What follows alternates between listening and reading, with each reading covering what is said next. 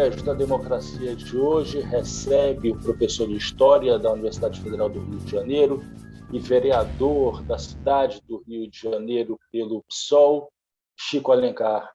Chico, seja muito bem-vindo ao Trilhas da Democracia. É um grande prazer recebê-lo aqui para juntos fazermos uma análise do que foi o 7 de setembro e todas as suas repercussões. Prazer é todo meu, Marco, todos que acompanham aqui essa comunicação livre, liberta, emancipatória, tão necessária nesse país. E eu venho na condição de alguém que está nessa trilha da democracia há muito tempo, há bem mais de meio século. Cresci na ditadura, sei bem o que isso representa. E estamos aí de novo com esse fantasma rondando a nossa vida, mas vamos enfrentá-lo. Chico, tu publicou um artigo no site A Terra é Redonda, intitulado 7 de Setembro, Dependência e Morte. Eu gostaria de compartilhar com aqueles que não tiveram a oportunidade de lê-lo, né, um trecho do teu artigo, e aqui eu abro aspas. Nesse 7 de setembro de 2021, pretende estar no centro, Bolsonaro pretende estar no centro do retrato. Você fazia aqui um diálogo com o quadro do Pedro Américo, né, sobre o Dia da Independência, o brado às margens do Ipiranga.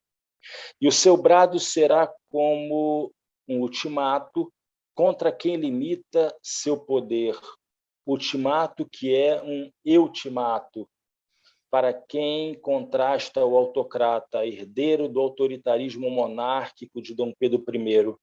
Dependência continuada e morte. Fecha aspas. Chico, eu queria escutar um pouco de você quais foram as tuas expectativas em relação aos movimentos, os atos de 7 de setembro. O que foi confirmado das tuas expectativas, mas também quais foram o que houve de reversão de expectativas em relação ao que se viu ontem em 7 de setembro, particularmente em São Paulo e em Brasília. Por favor. Marco, me permita uma brevíssima digressão do meu lugar de velho professor de História sobre esse quadro do Pedro Américo, conhecidíssimo. Bolsonaro deve ter visto esse quadro em algum livro didático, que foi o máximo que ele leu até hoje, que tem lá, o quadro é de 1888. O Pedro Américo nasceu na Paraíba, mas morou a maior parte da sua vida lá em Florença, na Itália. E ele está naquela época do romantismo, né? Então, claro, ele instado pelo governo da província de São Paulo para fazer o quadro e pelo próprio Império, que estava em vias de se extinguir, num espírito de sobrevivência, vamos exaltar o primeiro imperador. Então, aquela cena é idealizada. Em vez daqueles cavalos fogosos, só se fazia viagens, como que a comitiva do príncipe regente Pedro fazia, até São Paulo, até Santos, com jumentos, burros e mulas, que são animais mais resistentes. Mas lá não, tem cavalos fogosos, toda aquela ideia de poder, né? E, curiosamente, o Pedro Américo não conseguiu escapar da realidade. A látere na margem da comitiva do Grito do Ipiranga, tem um carreiro, um trabalhador com um carro de boi, com toras de madeira enormes, não sei se ali começou o desmatamento mais efetivo, e descamisado, ao contrário das fardas da comitiva oficial, e logo depois um observador num cavalo, não sei o que ele quis significar com isso, e mais atrás, indo embora da cena, um negro escravizado com 2 cestos carregando nas costas. Aquilo é bem emblemático de uma independência que não foi. Eu fiz há muito tempo um livro de história com Marcos Vinícius Ribeiro e o Cláudio Secom, um grande desenhista, que o Milton Nascimento e o saudoso Fernando Brant musicaram cada capítulo, e no da independência o Fernando botou: quem proclama independência e não abole a escravidão vai ver, não é livre nada, apenas mudou de patrão. Portanto, a independência tem que ser sempre questionada, né, como todo processo histórico, tem que ser revisto. A história não é um campo de exatidões, de certezas, E a gente chegou em 2021, eu que vivi o Sesc Centenário da Independência, 150 anos, plena ditadura. Teve até um filme com Tarcísio Meira e Glória Menezes, Independência ou Morte. Eu via, eu via na Era sessão da tarde. Eu era Pois é, criança, ainda via na sessão da tarde. era triunfalista também, né? Só mostrava a corte, o poder. Espero que possamos viver o bicentenário da independência ano que vem. E o que se vê é que nós vivemos uma quadra difícil.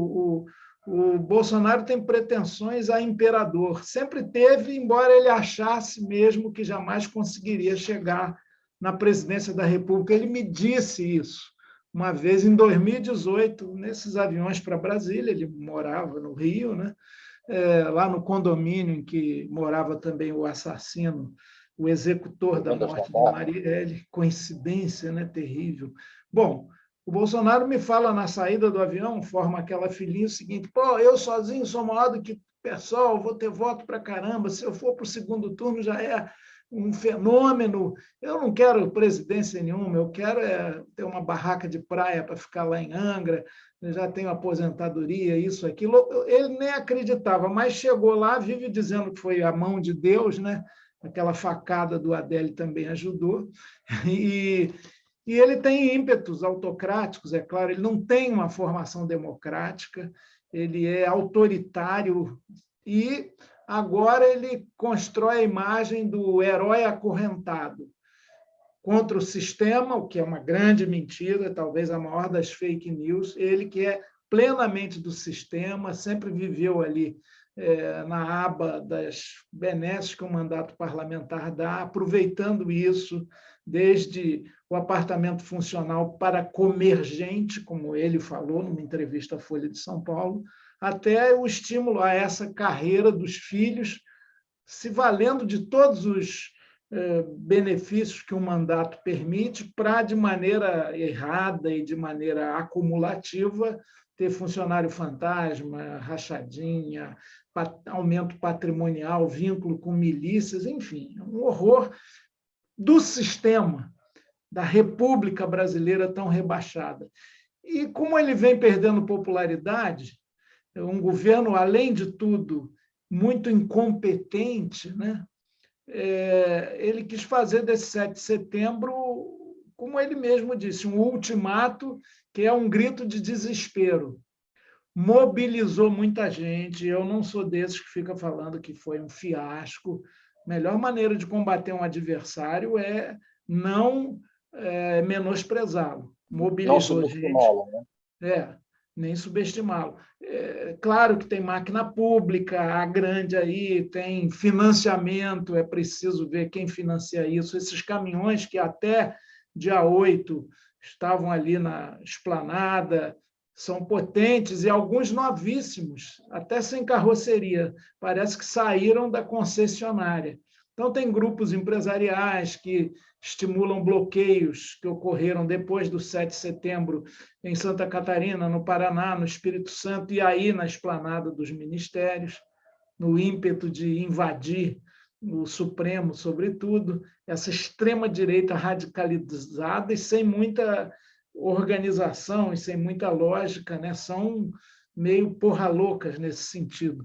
Mas, de qualquer maneira, eu não imaginava que eles quisessem ocupar o Congresso e o Supremo e lá ficar perenemente até que o Alexandre de Moraes fosse empichado, qualquer coisa assim, seria ousadia demais e teria um grande desgaste, o isolamento seria ainda maior. Mas fustigar e dar um brado se efetivou. Eu diria que uma parte dos intentos de Bolsonaro, que é segurar um pouco mais o impeachment e mostrar que tem uma base social, ele conseguiu. Lembro, Marco, que a extrema-direita sempre teve algum peso no Brasil. Nos anos 30, da ascensão do nazifascismo e da resistência popular também, no Brasil foi criada a Ação Integralista Brasileira, do Plínio Salgado, os Camisas Verdes. Ela filiou rapidamente 1,5 milhão de pessoas. E o Plínio Salgado, não confunda com o nosso querido e saudoso Arruda Sampaio, pode confundir com o Plínio Corrêa de Oliveira, da TFP, uma outra organização de cristandade cruzadista de extrema-direita, mas o Plínio Salgado disputou eleições presidenciais e teve quase 10%, então não é irrelevante. A novidade do Bolsonaro é que ele reativou, depois de uma luta contra a ditadura e pautas progressistas no cenário político, que geraram a Constituição mais democrática que a gente tem, que é a de 1988, num ascenso de movimentos populares na década de 80, mas o Bolsonaro ele ressuscita a extrema-direita com a capa do discurso anticorrupção e antissistema e consegue mobilizar, ter uma base social. Eu vi uma pesquisa aí do Atlas Político, na véspera do 7 de setembro, dizendo que 18% dos entrevistados pretendiam ir nos atos pró-governo. Aliás, é curioso que fala assim, os protestos, é um protesto a favor, né?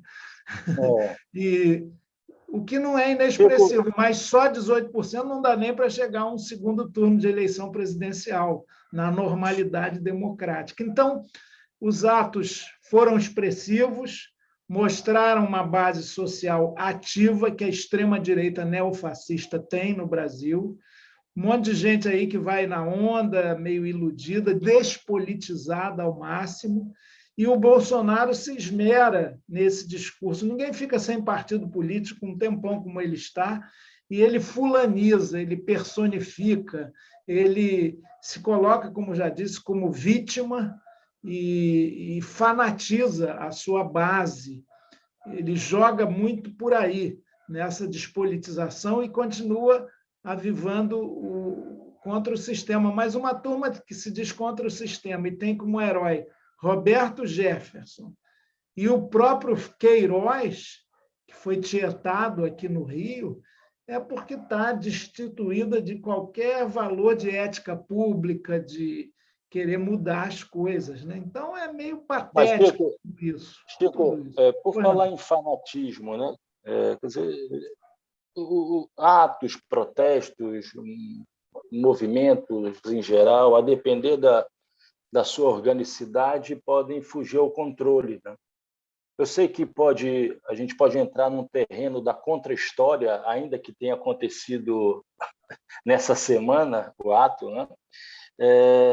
Mas não te parece que em algum momento poderia ter fugido ao controle, por exemplo, na noite do dia 6, quando o grupo rompeu a barreira e pretendia chegar nas proximidades do STF, e no dia seguinte mesmo, na manhã do dia seguinte, quando um grupo queria chegar até próximo do Itamaraty, soltando morteiros. Tentaram invadir o Ministério da Saúde. No dia, eles devem achar que o coronavírus é uma invenção, né?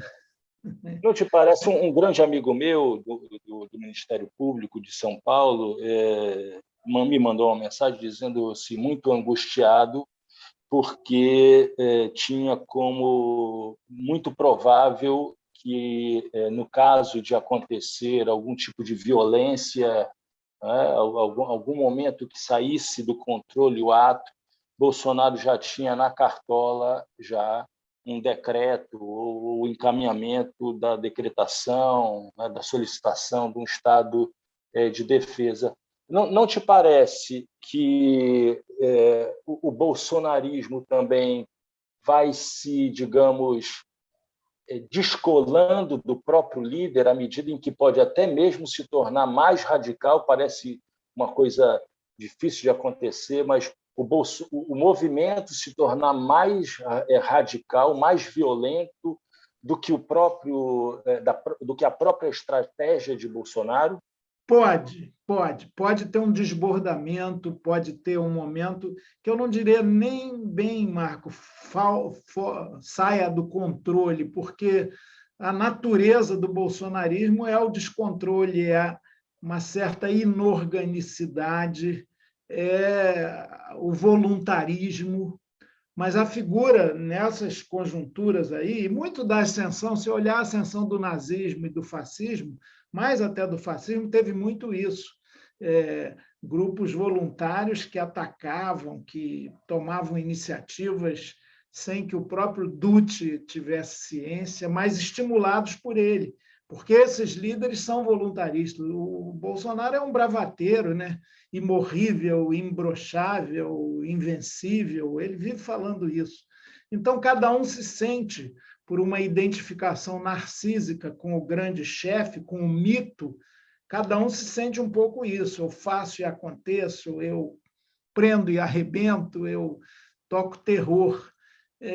Isso pode acontecer. Agora, o que eu insisto é que isso não tem lastro e sustentabilidade histórica. Pode ter um episódio político como esse. Aí vamos imaginar, no desejo de muitos lá, invadem o Supremo, como disseram, vamos fazer xixi nas mesas dos ministros, né? Fazer cocô no centro do plenário, umas coisas assim. Eles jogaram rojões em cima, quando tinha aquela mulher lá liderando, esqueci o nome dela. Quando ela foi em Cana, ela amansou a beça. Agora ela já não é nenhuma figura de relevo. Eles vão se sucedendo. Como? Anda desaparecida ela, né? Pois é. Sarah Winter, é nome de guerra. Bom, então, mas ele agora tem esse Zé Trovão, né? Então, são figuras assim que não tem estofo político, não tem cultura histórica mínima, mas agem na emoção e no sentimento que pega parte da população antissistema. O nazismo e o fascismo cresceram também com a omissão e depois a adesão de setores das classes dominantes, é claro. Tem um filme genial, O Ovo da Serpente, do Bergman, em que um dos Krupp lá fala que o nazismo ascendeu graças à omissão e ao dinheiro da metalúrgica lá. Pois bem, e tem uma massa mais popular, descrente de tudo, desencantada com a vida, que adere, que vai junto, que acha, quebra tudo. Eu me lembro, em 2018, conversando com uma pessoa desempregada até já naquela época, que pobre, ele me disse o seguinte: não, eu vou votar no Bolsonaro. Por quê? Porque se ele não der jeito, ninguém mais dá. Então, ele vai botar porrete na mesa e vai mudar tudo do sistema desses partidos. Tem um sentimento antipartido, antipolítica, que é alimentado paradoxalmente por quem está no coração do poder hoje. Mas eu creio que um desbordamento desses, dali a 3, 4 dias, né, pela pressão da sociedade como um todo, inclusive dos setores dominantes, e a pressão internacional, não se sustentaria. É bom lembrar que Bolsonaro perdeu já parte expressiva do PIB, apesar dos Paulo Scarfe da vida, a FEBRABAN fez um manifesto da harmonia entre os poderes, do equilíbrio. Parcela do agronegócio também foi nessa linha. Isso não é revolução nenhuma, mas é um mínimo de comedimento, porque o Bolsonaro está se tornando não só desnecessário ou inservível para setores dominantes, como até prejudicial para as commodities, para as exportações. Ele não é um bom gestor do capitalismo no Brasil, que está numa tremenda crise. Então, isso, em geral, não dá bom resultado. Por isso que eles se agarram nessa alternativa que é não aceitar o resultado das urnas. Ele ataca o Alexandre Moraes, me permita só para complementar, não tanto pelo que o Alexandre que está investigando fake news e financiamento de atos antidemocráticos, mas pelo que ele vai ser futuro presidente do Tribunal Superior Eleitoral na época das eleições nacionais. Então, ele já está arrumando uma desculpa para não aceitar. O que já é, na verdade, a nova confusão, né? A hipótese não, né? Mas a certeza de que à frente do TSE, nas próximas eleições, estará um inimigo, um adversário, né? O que seria um elemento para desacreditar a parcialidade de quem vai ser responsável por assumir uma postura de magistrado, né, diante da disputa de 2022. Agora, voltando ainda a 7 de setembro, você chegou a imaginar que o 7 de setembro de 2021, né, o centésimo nonagésimo nono aniversário da independência, entraria para a história como sendo um marco da expressão, da atuação política de policiais militares, de manifestações, de quarteladas típicas da história brasileira. Você chegou a imaginar isso, já que foi, na semana que antecedeu o 7 de setembro, foi muito cogitado, né? E as reações da parte dos governadores para que isso não acontecesse, né? A presença de policiais militares nos atos. Olha, eu confesso que não imaginei, porque nesse ano o desgaste do Bolsonaro, em função da profunda crise econômica, desemprego, inflação terrível, a crise sanitária, o maior desastre sanitário da história do país. Agora a gente está chegando aí a 585 mil mortos. É um terror, né? Devastação ambiental, ministros caindo, a educação jogada às traças, a crise hídrica se consolidando aí. E é claro que é um desgaste tremendo para o governo, já tem muito pouco percentual de pessoas que em pesquisas falam que é um governo bom ou ótimo. Ainda assim, eu acho impressionante ter 20%, 25% de bom ou ótimo. Mas então havia um descenso do apoio e nós, do campo progressista e democráticos, retomamos a iniciativa política, com diversas manifestações desde maio, muito em meio à própria pandemia, nós sempre com máscara, com cuidados, ao contrário deles, mas nós tomamos uma ofensiva sucessiva, mês a mês, até julho. Eu não imaginava que um 7 de setembro, uma data nacional, um feriado oficial, pudesse ter uma mobilização desse tipo, inclusive com possibilidades de adesão inédita na história, em termos de movimento dessa dimensão, de polícias civis e militares. Eu sei que o bolsonarismo, com o seu armamentismo também, que é inerente a ele, cada cidadão uma arma, mas eu sei que ele tem simpatia em setores, não só das Forças Armadas, que estão ocupando o governo, né?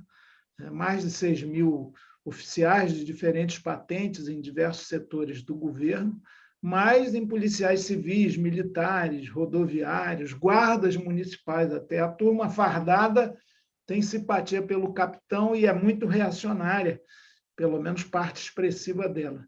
Agora, eu temia mesmo que pudessem aderir de maneira armada, né, em função aos atos. Isso não aconteceu.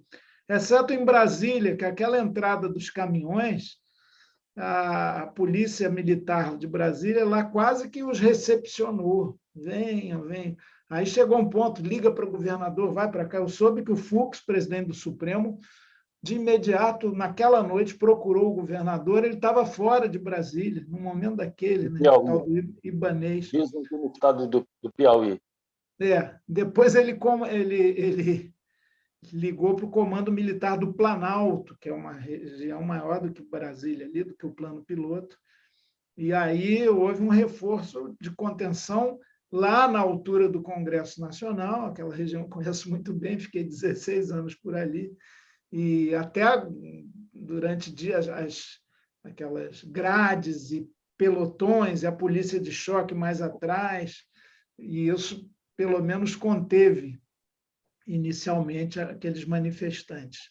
Mas essa adesão explícita, que seria uma insubordinação, e como houve no Ceará, né, sobretudo em Fortaleza, da Polícia Militar, ela não aconteceu, mas é sempre um vulcão pronto a entrar em erupção.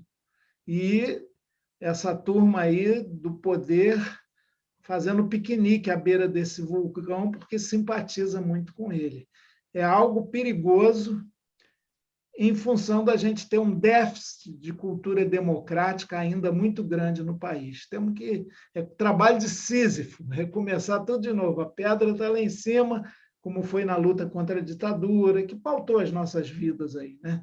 Como foi na luta pela República Nova, que não foi tão nova assim, a transição tutelada pelos militares, a conquista de eleições diretas. O Brasil é o país das transições intransitivas. A República Nova envelheceu rápido, as diretas não foram tão já como a gente queria. E depois, governo Lula, Dilma, a partir daí, umas pautas mais progressistas, ou civilizadas até mesmo com Fernando Henrique, passaram a predominar no cenário. A vitória de Bolsonaro, um tosco da extrema-direita, que sempre manifestou saudades da ditadura, elogiou a tortura, desde o golpe parlamentar contra Dilma, isso já aparecia, e é muito grave. Eu tenho uma grande meia-culpa, uma grande autocrítica, um grande arrependimento episódico lá naquele dia em que o impeachment da Dilma foi aprovado na Câmara. Foi quando o Bolsonaro foi à tribuna, ao microfone, dizer: pelo general brilhante Ustra, o terror de Dilma Rousseff. A gente tinha que ter tomado o microfone dele e exigido do Cunha, que presidia a sessão, a gente estava muito mal cercado ali, que imediatamente ele refizesse a fala, ou fosse preso até, criar uma quizumba grande, porque se a gente naturaliza o elogio da tortura dentro do parlamento, a gente vai começar a aceitar tudo. Agora, Marco, um detalhezinho. Aquela foi uma das cenas mais repetidas, né? Foi. Durante a campanha, nos subterrâneos dos grupos de WhatsApp. É o estímulo ao autoritarismo mesmo, e tem até um elemento de desumanidade aí, mas eu quero só assinalar algo que é preciso dizer. O dia 7 de setembro não foi só desses realmente expressivos atos oficiais. Teve pagamento de ônibus, né, sanduíche, comida, essas coisas todas. Mas o grito dos excluídos, que acontece há 27 anos, ele aconteceu de maneira muito mais expressiva. Eu fui em vários no Rio, esse foi o maior de todos. E em São Paulo também, tinha falado com o Boulos na véspera, ele disse: olha, não faremos feio, não. Claro que a gente está improvisado, uma parte do nosso campo não concordava e tal, mas mesmo assim nós vamos fazer, e São Paulo foi bem expressivo. Eu acho que pontos de luz, assim como o 7 de setembro deles foi um ensaio para o golpe explicitado, o grito dos excluídos foi uma centelha, pequena, é verdade, comparado com o deles, mas uma centelha de luz. A gente não deixou o país ser tomado pelas trevas totais, né? A turma lá do lado do quadro do Pedro Américo existe e gritou pelos direitos, pela democracia. Se manteve presente, né? Exatamente. Chico, eu queria agora que tu analisasse as falas do dia seguinte, né? Day after, e principalmente do ministro Luiz Fux, pelo STF, o deputado Arthur Lira, talvez seja o segundo homem com mais poder hoje no Brasil, já que só ele pode desengavetar algum das dezenas, mais de centenas, né? Mais de uma centena de processos de impeachment, e também do procurador-geral Aras. E gostaria de acrescentar um elemento, né? Nos últimos dias eu tenho lido também algumas análises que procuram sugerir um elemento possível para se entender o que aconteceu, que vem os movimentos de Bolsonaro, que seria mais uma transição pelo alto na história brasileira, onde entraria também negociação para que Bolsonaro não fosse preso e coisas do tipo. Então, gostaria de te convidar a fazer uma análise pontual de cada uma das 3 falas e se você consegue perceber dentro, né, digamos, do processo mais amplo da história brasileira, marcado, caracterizado por várias revoluções pelo alto, transições pelo alto, se não poderia ser essa também uma saída possível na passagem do governo Bolsonaro para um pós-Bolsonaro, que a gente não sabe muito bem ainda. Aliás, na verdade, nós não temos a menor ideia do que acontecerá, pelo menos da minha parte. Bom, primeiro, eu entendi que, pela gravidade dos pronunciamentos, das falas agressivas de Bolsonaro, a reação dessa institucionalidade não fosse tão tíbia, tão fraca, tão conivente mesmo. Eu vou num quarto elemento aí, o Rodrigo Pacheco. Eu conheço bem essa gente, convivi muito com o Rodrigo, como com o Arthur Lira lá na Câmara dos Deputados. A fala do o Rodrigo Pacheco fez um tweet e não falou quase nada e suspendeu as sessões do Congresso, do Senado, essa semana. Acho um erro total. Mas, ou seja, de certa maneira, ele recuou nesse sentido. Menos mal que devolveu aquela medida provisória absurda que legitimava as fake news. O Arthur Lira, ele é um governista, ele é a expressão maior do Centrão, que tem muitos milhões naquele orçamento secreto que ele comanda. Então, o Centrão é assim, ele é como o PSD do tempo diante do golpe de 64, uma ostra incrustada na nau Estado brasileiro. O Centrão é isso, eles tiveram no governo Lula, inclusive o Roberto Jefferson, né, para fazer aquela lambança depois. Eles vão aderindo aos governos e largando os governos quando os seus interesses paroquiais, clientelistas, de reprodução de mandatos e de poderes locais deixam de ser atendidos. Ora, o Lira fez um discurso também que foi insuficiente. Conseguiu não comentar os atos do dia anterior e nem os 126, até agora, pedidos de impeachment, que pegam poeira lá na sua gaveta. O Rodrigo Maia também fez isso, não mexeu nisso, mas ele simplesmente desconsiderou, ou seja, não está à altura de um poder que se quer autônomo. Nesse contexto, entra também o Aras, que fez o discurso mais estranho, porque ele não deu os mínimos ares, com perdão do trocadilho, de saber que é o chefe do Ministério Público fiscal da lei. Ele elogiou os atos como manifestação cívica, ficou nisso, e ficou teorizando, né, sobre o constitucionalismo, Montesquieu. Se aplica a famosa frase, né, do Barão de Tararé, né, de onde menos se espera, daí que não sai nada. Não sai nada mesmo, exatamente. Mas, olha, uma fala totalmente dispensável, anódina, né, de passar pano em tudo que está acontecendo no Brasil. Sempre se espera mais de um procurador-geral da República. Ele parece que é um procurador que nada procura.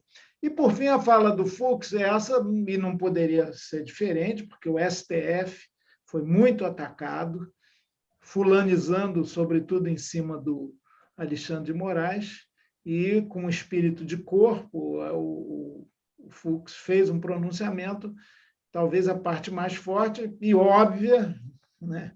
Mas pelo menos ele falou óbvio, outros nem isso fazem, é que querer dizer que não vai cumprir decisão judicial, que tem que enquadrar o Supremo, é crime de responsabilidade. Foi o único a falar de crime de responsabilidade. Foi, é verdade. Agora, está muito confuso, né? Quem disser que tem uma clareza do que vai acontecer no futuro próximo do Brasil está mal informado. A gente tem que defender mais do que nunca a Constituição, as eleições do ano que vem, o respeito ao resultado, porque eles estão a obsessão do Bolsonaro é continuar no poder. Se não der pelo voto, vai pela força. Se as Forças Armadas aderirem a esse projeto, elas estão se desgastando, voltando à situação de profundo desprezo que viveram no final da ditadura. E vai ter muita resistência, nós estaremos na resistência, né? É inconcebível. Temos que dar a vida até contra um golpe desse tipo. E pode não ser com tanques e canhões, eu não sei como é que é, ocupa prédios e aí os tanques vão lá para proteger os ocupantes e encontram uma solução pelo alto, como você falou, que é recorrente na nossa história. Talvez não para o Bolsonaro continuar, mas botam outro lá, títere. Mas não há condições subjetivas para isso. Isso não é o querer da maioria da população brasileira. Somos 70% contra isso. E não há condições objetivas também. O desgaste para as Forças Armadas seria muito grande, elas ficariam divididas e um golpe desse tipo não se sustentaria, né? A tendência maior é ter eleições, e digo, as forças progressistas, provavelmente representadas na candidatura do Lula, têm chance de vencer. Não é fácil, não. Ficar achando que já ganhou é um erro também. E tomar posse, né? O Lula, ele não é inconfiável para o sistema na medida em que seu governo, embora tenha programas sociais, é outro cenário, incomparavelmente melhor do que essa tragédia que vivemos hoje, mas o Delfim Neto falou uma vez, o Lula salvou o capitalismo no Brasil, né? A questão do mercado interno, de uma nova concepção, de um reformismo fraco, né? Então, não é um terror, né? E eles ficam com discurso, esses adversários da democracia, um discurso retrógrado, né? Ressuscitam o comunismo, né? Como se a China não fosse o maior parceiro comercial do Brasil. Quer dizer, tem muita burrice, muita estupidez. Eu tenho dificuldade de acreditar que a estupidez possa continuar no poder por muito tempo e, sobretudo, ser respaldada por um golpe de força, né? É muito improvável isso. Improvável não é impossível, né? A gente precisa estar atento e forte e ter coragem, né? Chico, uma última pergunta. Olhar muito para outubro de 2022 não pode implicar um risco, um grande risco para as esquerdas e para as forças democráticas em geral, de não perceberem essa relação, que pode se tornar uma relação de alimentação e retroalimentação entre um impulso golpista e uma reação que pode beirar o início do processo de impeachment. Ou seja, dizendo de outra maneira, não existe muita água ainda para passar debaixo desse moinho e as esquerdas deveriam prestar mais atenção a esse processo do que antecipar e até com algumas ilusões o que pode acontecer em outubro de 2022? Sem dúvida. A gente está em 2021, a realidade é aguda, tem gente morrendo, tem 19 milhões de pessoas passando fome, tem a devastação ambiental, tem as queimadas, mais uma vez, aí de maneira tremenda, terrível, tem a crise hídrica, tem a inflação, tem muito problema hoje, aqui, agora, para a gente ficar pensando só na eleição, ou sobretudo na eleição, é um erro total.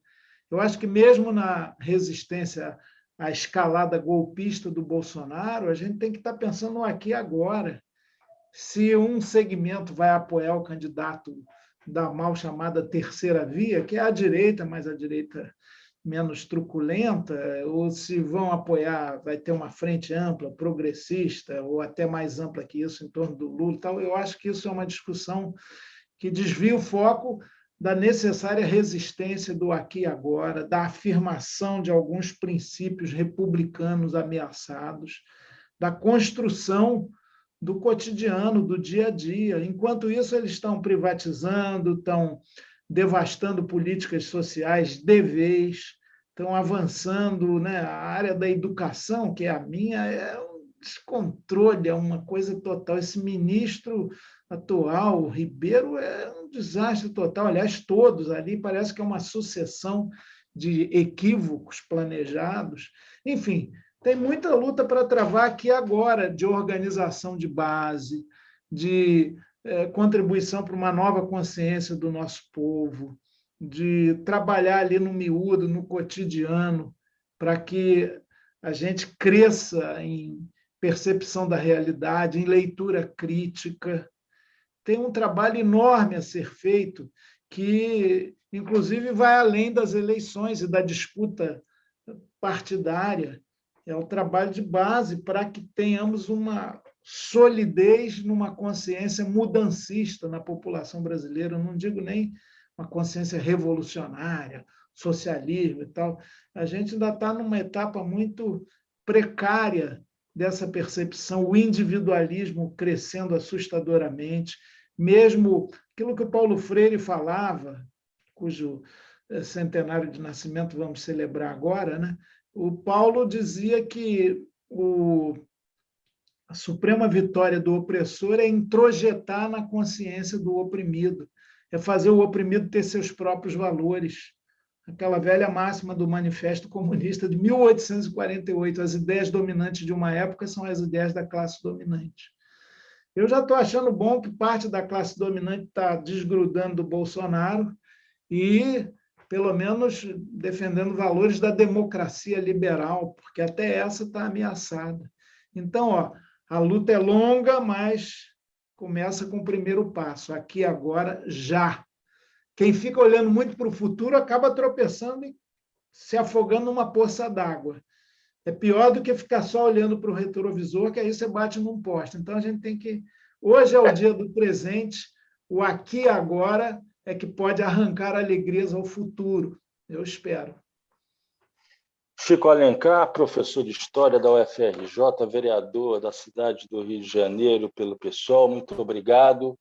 E o Trilhas da Democracia volta na próxima semana, sempre debatendo, dialogando e também marcando defesa pela democracia e pelos direitos humanos. Até lá.